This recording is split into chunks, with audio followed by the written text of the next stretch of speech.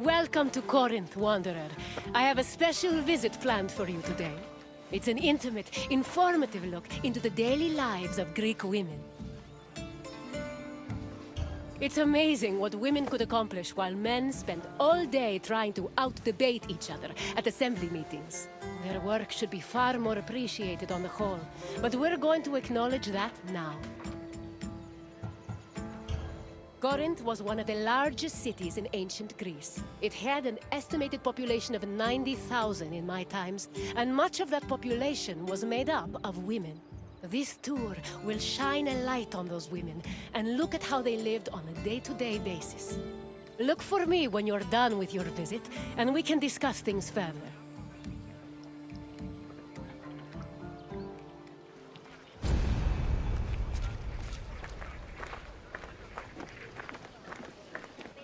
Young girls growing up in ancient Greek cities were usually raised by a nurse.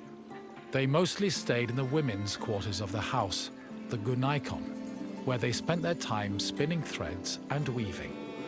While there is not much historical evidence of young girls at play, especially compared to boys, it was still known to happen.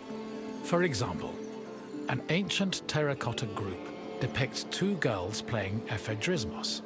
This was a competition to see who could strike an upright rock from afar using a pebble or ball. The game's loser had to close their eyes and carry the victor until they managed to touch the same rock with their hands.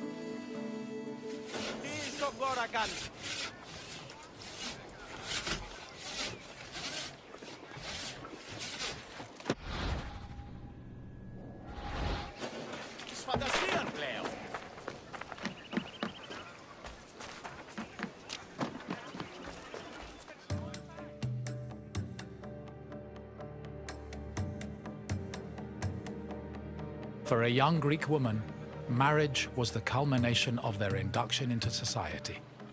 The average life expectancy for women was about 40 years, so most marriages took place when the bride was 14 or 15 years old. The marriage did not require her consent either. Instead, she was passed on from the protection of her father to that of her husband. Married women were not technically citizens at the time, and lacked the rights that came with official citizenship. However, they did receive a dowry that only they were allowed to spend, but in the event of a failed marriage, the dowry was returned to the bride's father. After the marriage was consummated, the woman's status changed from being a maiden to a bride. She remained a bride until the birth of her first child, wherein she officially became a woman.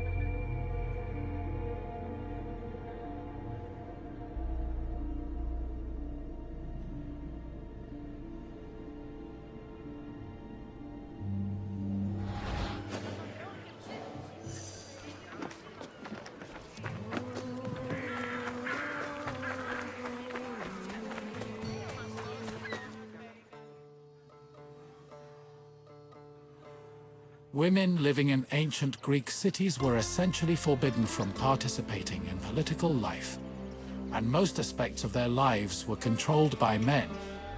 Their most important responsibilities were running the household and giving birth to children, preferably boys.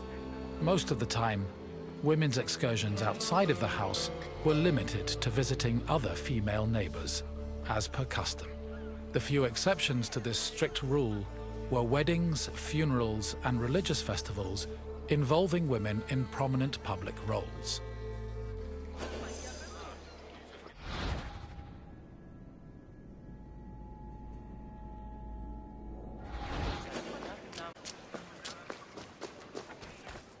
Making textiles was the main occupation of most Greek women. It was a woman's responsibility to manufacture clothing for each of her family members, as well as to weave other household textiles. Women with exceptional weaving skills were believed to make excellent wives, and weaving in general was seen as a very attractive quality.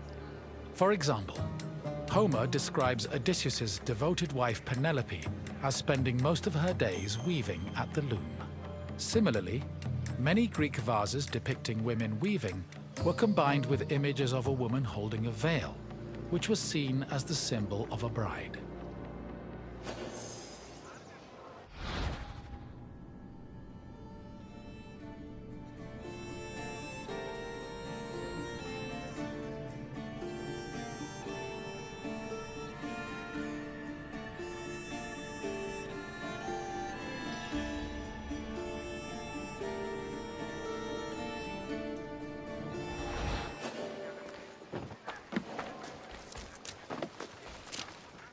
Ancient Greek women cooked in their house's kitchen area. However, since their cooking equipment was small and portable, they also sometimes prepared meals in the central courtyard.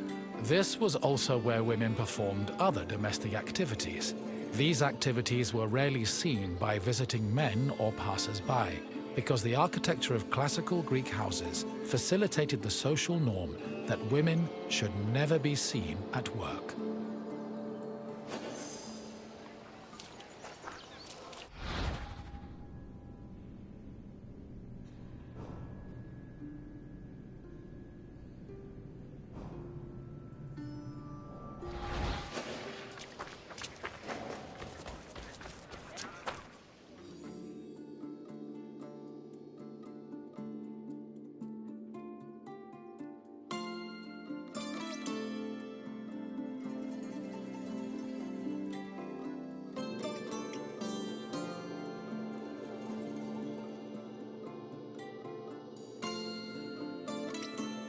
The historian Strabo relays that the Temple of Aphrodite was one of Corinth's most famous landmarks.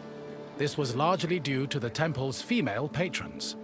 These hetairai, as they were called, were donated to the goddess by both men and women. According to Strabo, the Temple of Aphrodite contributed greatly to Corinth's wealth. The hetairai were the temple's main attraction, and many visitors came to Corinth in search of their company, for which they spent frequently and frivolously.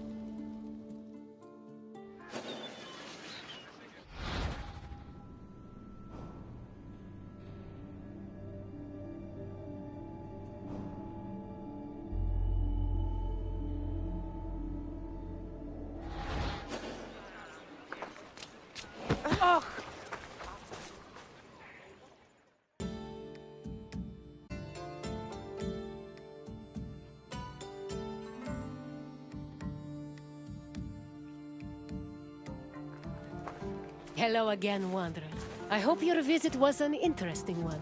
Greek women lived very restricted lives compared to men, but throughout it all, they held on to their strength and dignity. Is there anything else you'd like to do? Then farewell, Wanderer, and thank you for visiting this great place.